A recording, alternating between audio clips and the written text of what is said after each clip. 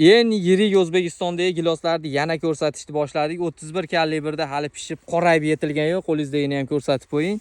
Sorti Giant Red bo'ladi mana. Mevani olganiga bitta baho berib, like bosib o'tib ketinglar. Hozir O'zbekistonda eng yirik giloslardan biri shu bo'ladi. O'zini o'zi, xudo xolasa 100% ga changlayotgan gilos.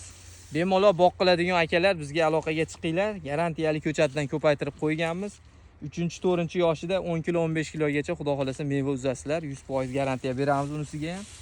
Kalibri oldin ko'rsatayotgan giloslarimizni ichida eng yirigi shu bo'ladi. Hozirgi Valovoy sersa bilan teng pishadi. Mana Valovoy sersa.